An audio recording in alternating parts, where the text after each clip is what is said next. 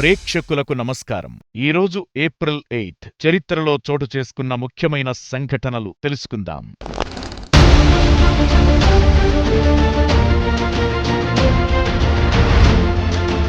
2011 ఖగోళ శాస్త్రంపై విద్యార్థులకి మొదటి ఆస్ట్రో ఒలింపియాడ్. విద్యారంగంలో ఖగోళ శాస్త్రానికి ఓ కొత్త దిశ.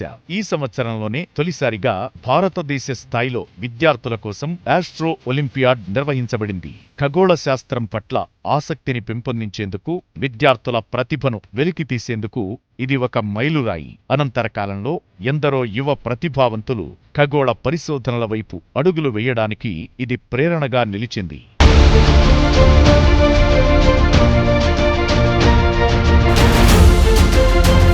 1886 ఆక్స్ఫర్డ్ విశ్వవిద్యాలయం మహిళలకు ప్రవేశమిచ్చిన తొలి సంవత్సరం.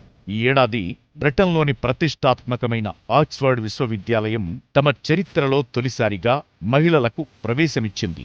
మహిళల విద్యపై ఉన్న పరిమితులను తొలగిస్తూ ప్రపంచవ్యాప్తంగా ఉన్న విద్యా సంస్థలకు ఇది ఒక స్ఫూర్తిదాయక నిదర్శనంగా నిలిచింది.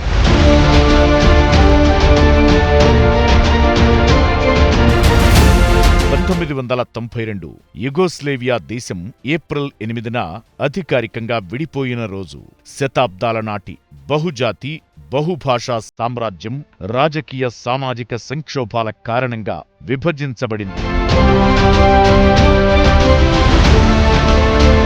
1990 డిజిటల్ భారత్కు తొలి అడుగు. ఈ సంవత్సరంలోనే భారతదేశం తన మొట్టమొదటి వెబ్సైట్ను ప్రారంభించింది. ఇది దేశంలో ఇంటర్నెట్ యుగానికి అంకురార్పణ చేసిన చారిత్రక ఘట్టం. ఈ వెబ్సైట్ను ఎర్నెట్ ద్వారా అభివృద్ధి చేశారు. ఇది విద్య మరియు పరిశోధనా సంస్థల కోసం రూపొందించబడింది.